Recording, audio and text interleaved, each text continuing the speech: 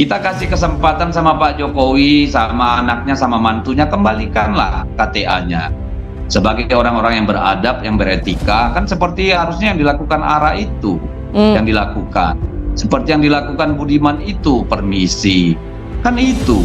Politisi PDIP dan juga jubir paslon nomor urut 3, Deddy Sitorus, kembali membuat telinga Jokowi panas.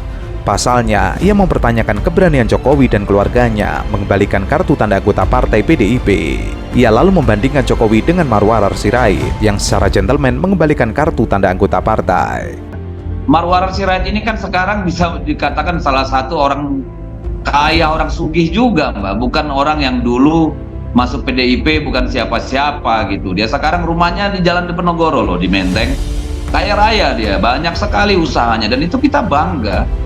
Apalagi ketika kemudian ya itu kan membuktikan bahwa orang dari PDI Perjuangan juga bisa berhasil. Sementara orang yang diikuti oleh Marwarar tidak punya adab dan etika, dengan diam saja tidak mengembalikan KTA. Ditanya mengenai ARA yang cabut dari PDIP, Deddy mengatakan wajar ARA keluar karena sekarang ia sudah menjadi bisnismen dan berhasil mengumpulkan kekayaan. Hal itu karena dekat dengan Jokowi. Deddy membeberkan jika ARA sekarang memiliki rumah di Jalan Diponegoro, Menteng, Jakarta Pusat, dan Deddy mengaku bangga dengan pencapaian ARA. Ketika saat sekarang dia memutuskan pindah, ya itu haknya dia lah, silakan saja gitu loh. Tetapi kita jangan bayangkan ARA yang ada sekarang sama dengan ARA yang dulu. Jokowi yang sekarang dengan Jokowi yang dulu beda. Jokowi ini ada dua, kalau pagi presiden, ya kan, sore dia bapaknya Gibran, kan nggak bisa kita samakan juga itu gitu. Deddy lalu menyinggung soal hak ARA untuk pindah partai. Partai juga sudah mempersilahkan keputusan ARA. ARA sekarang beda dengan ARA yang dulu. Sama halnya dengan Jokowi. Semua harus memahami jika siang Jokowi menjadi presiden, tapi jika malam ia menjadi ayahnya Gibran.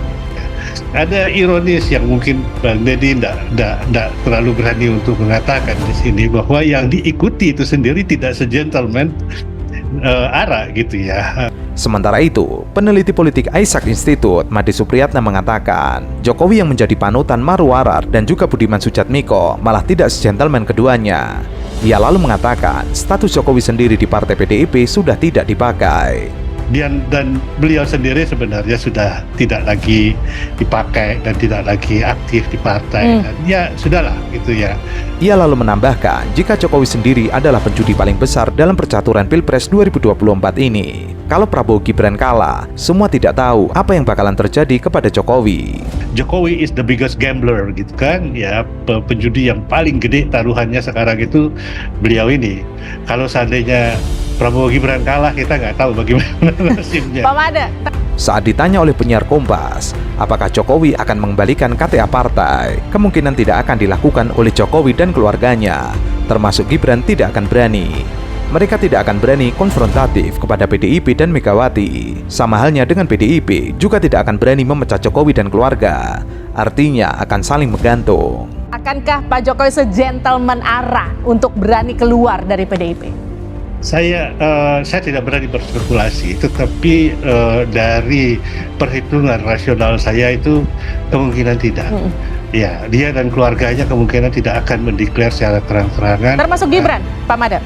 Termasuk Gibran, termasuk semuanya. Mungkin si Bobi mungkin sudah ya, saya tidak tahu ya. Tapi termasuk Gibran, mereka tidak berani konfrontatif karena memang secara politis tidak ada gunanya untuk konfrontatif gitu ya. Untuk diketahui, Deddy Sitorus sebelumnya juga menyinggung soal KTA yang belum dikembalikan oleh Jokowi dan keluarganya. Hal itu terjadi saat Deddy berdialog di TV One. Yang masalah ini kan, yang dibilang Pak Prabowo malin kundang itu sampai sekarang nggak balikin KTA.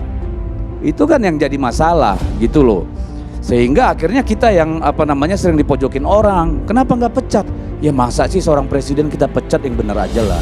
Politisi PDIP dan juru bicara paslon nomor urut 3, Deddy Sitorus, memberikan komentar lucunya saat debat dengan juru bicara paslon nomor urut 2, Habibur Rahman. Ia menyematkan politik maling kundang kepada Presiden Jokowi dan keluarganya yang tidak segera mengembalikan KTA partai PDIP. Awalnya, ia menyinggung soal Marwar Sirait yang cabut dari PDIP untuk bergabung dengan Prabowo Subianto. Menurut Deddy itu baik, mengingat Marwar Sirait sudah tidak segaris dengan ideologi perjuangan PDIP, yaitu bersama Wong Cile. Dan memang menurut saya malah sudah tepat itu Marwar Sirait keluar dari PDI Perjuangan.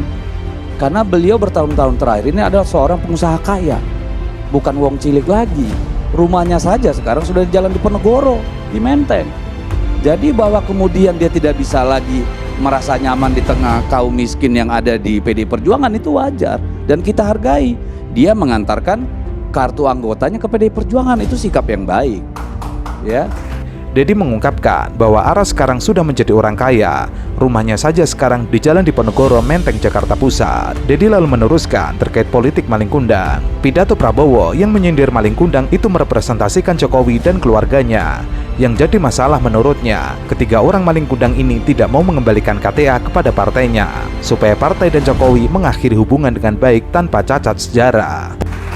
Yang masalah ini kan yang dibilang Pak Prabowo malin kundang itu sampai sekarang nggak balikin KTA. Itu kan yang jadi masalah gitu loh. Sehingga akhirnya kita yang sering dipojokin orang. Kenapa nggak pecat? Ya masa sih seorang presiden kita pecat, yang benar aja lah. Kan kita juga punya etika, punya adab.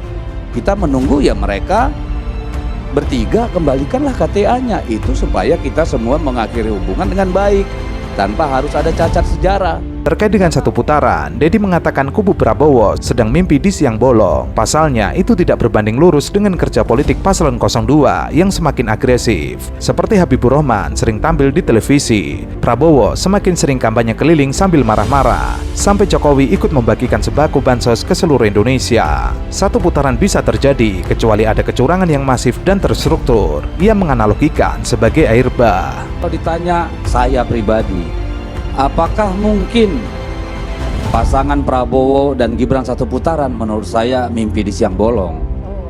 Karena begini, kalau misalnya kita mengakui survei-survei yang sudah di atas 50%, ini kawan saya Habibur Rahman ini nggak akan mau ke TV lagi, udah didapil aja deh duduk-duduk. Pak Jokowi juga nggak perlu keliling Indonesia bagi-bagi beras hanya 5 kilo, 10 kilo. Ya kan? Dan Pak Prabowo juga nggak harus marah-marah melulu.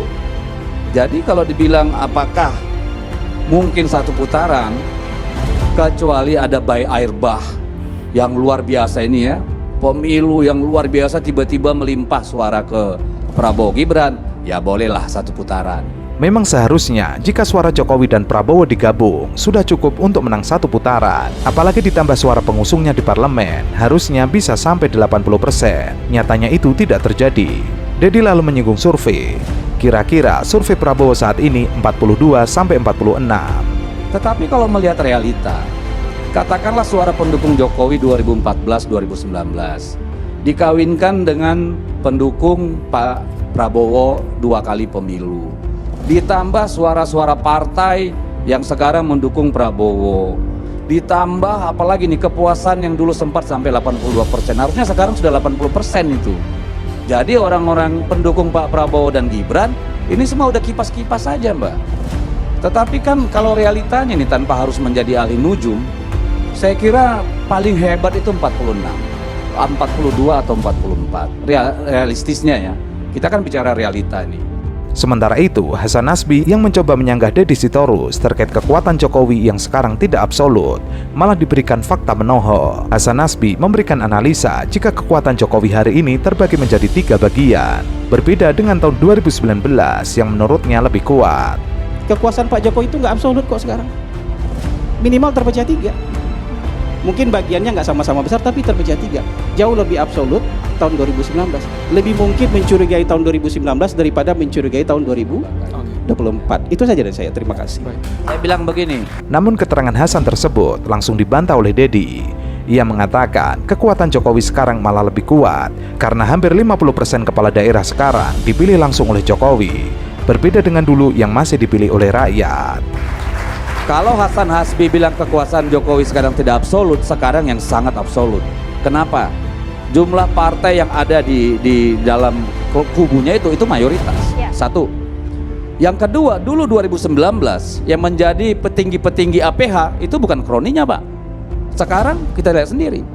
Dulu 2019 ratusan PJ itu nggak ada. Sekarang ada ratusan PJ yang bekerja untuk memenangkan pasangan tertentu. Kata siapa nggak absolut? Anda menutup mata gitu loh. Siapa yang tidak tahu sekarang bahwa semua konglomerat, semua orang yang punya duit itu ditodong jangan dukung yang lain. Ngalamin nggak kalian? Kita semua alami. Jadi kalau dibilang nggak absolut Pak Jokowi, this day, this moment of time, Jokowi itu melebihi seorang presiden, Pak. Itu realitas.